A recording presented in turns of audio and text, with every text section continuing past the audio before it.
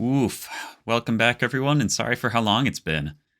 The past few months have been a super busy whirlwind for me, and making painting videos, especially for the Oathsworn series, just totally fell by the wayside. But in this video, I'm back with painting the 4 allies, some brave generic fighters ready to face the horrors of the deep wood. I don't actually know the lore yet, but I'm surmising this much at least. And I actually struggled a surprising amount when I was painting these minis, which I didn't really anticipate. And that's actually a big part of why I put this project on the back burner for so long. I ultimately decided that this video will be a little bit less focused on being a comprehensive tutorial, and a little bit more of demonstrating that making missteps in your hobbying is fine, and that at the end of the day I'm just a random guy making videos, and I also sometimes struggle with motivation and consistency. Before I dive into painting, I'll note that the model cleanup on these minis was a little bit tricky. The mold lines running along the gambesons were tough to clean up nicely because of all that texture, and I also wanted to bend the weapons so they weren't all wonky and curved. To do that, I just blasted the weapon on low heat for maybe 30 seconds with a hairdryer, and then I straightened the weapon with my finger and ran cold tap water over the mini for a little while. This seemed to work pretty well, and it didn't take too long to do either.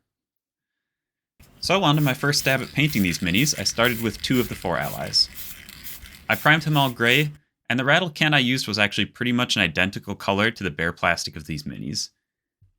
I think that led to me applying way too much primer, and because I couldn't tell how much was building up on the mini, that did cause some texture that was noticeable on surfaces like the armor breastplates. I also ended up with this sort of tacky texture on the primed surface, which I'm pretty sure was caused by this as well. But anyway, I pressed on and dry brushed them white, and then I painted and dry brushed some shiny silver metal colors.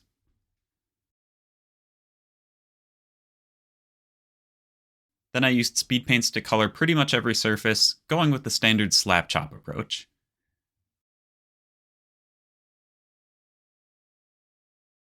I also used a thin speed paint to shade the armor.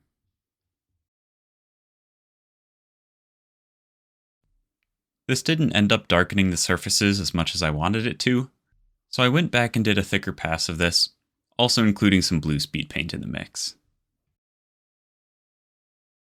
Then I started doing some dry brushed highlights on the various surfaces like the brown gambesons. At this point I was probably around halfway through painting the 2 allies, and I wasn't really happy with a lot of aspects of how they looked. I wanted to rely a lot on dry brushed highlights, and have that sort of be the focus of the tutorial, but not to sandbag or anything, but I actually don't really think I'm particularly good at dry brushing.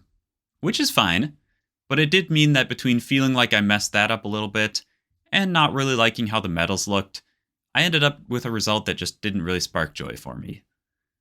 I was also feeling a little self-conscious about that the video was intended to be all about dry brushing, but that I felt like that was the step I wasn't executing very well. So I put the models on the shelf, and I got to work on other projects in the meantime, and then I eventually decided to get back to the Oathsworn series.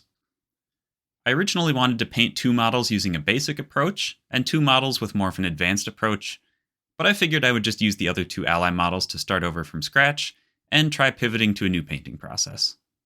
But before I even started the second attempt, I was sabotaged. In my naivete, I upgraded my OBS, the program I use to record video, to a newer version. And when I did, my recordings got super framey. We're talking like 1 or 2 frames per second most of the time. But I also didn't notice this until I had already recorded a good handful of steps, and once I realized the footage was basically trash, I lost pretty much all of my remaining motivation for the project. So here's just a really quick summary of those steps. Just like before, I started with the gray prime and a white dry brush, and then I applied a light khaki speed paint over basically the whole model, and applied it a second time in the recesses. Then I used the broadsword silver metallic speed paint on the metal parts, and when that was dry I dry brushed it silver. I did this dry brushing now, so that even though I'm messy with the silver dry brushing and got it on some of the surrounding areas, the future speed paint applications will help to cover that up. After that I mixed a yellowy brown color that I liked, thinned it with a good amount of speed paint medium, and started applying it to all the gambesons and boots and such. Then I applied an even darker brown to the belts and boots and such, and this is where I ended up getting to the second time around. I liked this process and result more, but I still think they're a little bit messier than I'd prefer. At this point though, I noticed my footage frame rate issue and I stopped the project for a second time. I also had a few painting commissions to prioritize instead, And then things like vacation and a busy work schedule and adopting some new cats just kind of took over all my time, and then suddenly now it's late November. I think a lot of what made me struggle had to do with trying to use a very limited palette of paints, while at the same time trying to only use fairly standard painting techniques. I was also trying to go pretty fast with these minis, while also achieving a nice looking result on them. I think these factors all combined had me painting in a very different way than I usually paint, in a way that made me struggle to get the results that I expected. This all probably feels like a lot of doom and gloom, but honestly, I'm really not upset or anything. I just figured it would be nice to show you all my stumbling, and to remind you all that even people who've been painting for a good number of years can still have trouble with all sorts of different aspects of the hobby. I also don't want to be the sort of mini painting YouTuber who hides all of their mistakes and pretends that they paint perfectly all the time. I want my videos to be encouraging and relatable, and hopefully this helps with that.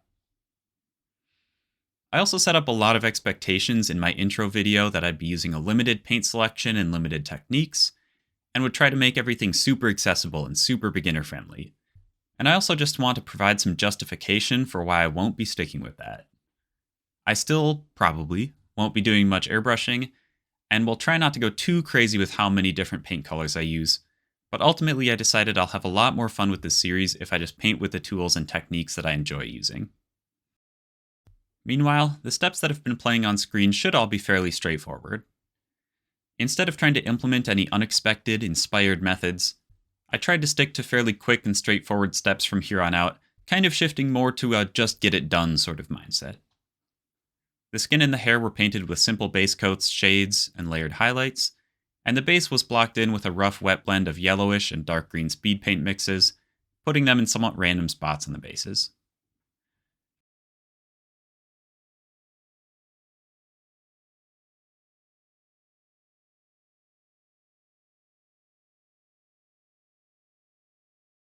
I also thought the metals looked a bit rough, so I gave a couple highlight layers to them, and then I gave them a few glazes to increase the contrast.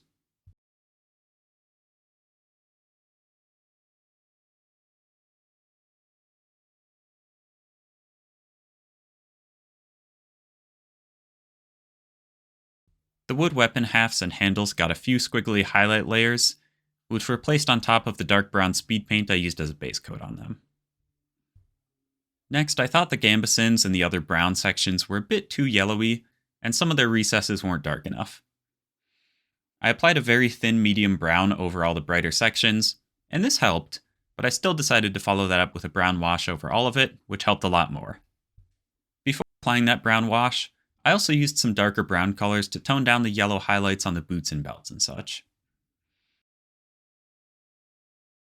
When that was all dry, I did some almost dry brushed highlights on the raised portions of the gambesons, working up to a pretty light off-white in some spots, just sort of dotting it around on whatever squares I felt like. I also painted some scratchy highlights on the tan pants and undershirts, and did the same on the belts and boots but with a much darker medium brown color.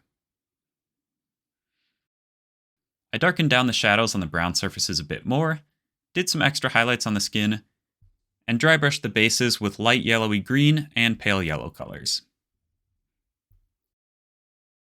Then I painted the base rims black, and these minis rebuked me one final time. Even with 2 coats of black paint, the base rim dried with this really weird crackled texture, which I suspect was probably caused somehow by the primer. But finally, after a varnish and a fairly thin third coat of paint, they ended up looking pretty passable, or at least good enough for me. And with that, I am happy and a bit relieved to finally be done with these minis.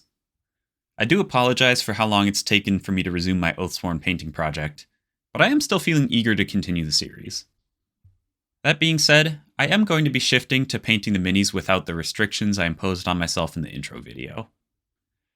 And honestly, I might even start doing some airbrushing in this series as well. If you have specific thoughts or requests on what you'd like me to use or avoid, and in particular, if you don't want to see me use my airbrush, please let me know in the comments so that I can make those changes accordingly. And again, I hope this video doesn't come across as too negative. Even though I had a lot of issues in trying to paint these minis, at the end of the day, all I'm doing is just showing how I paint my toy soldiers for a board game. Not to diminish the value of it or anything, but you get what I'm saying. Anyway, as always, thank you so much for watching, and I hope you have a great day.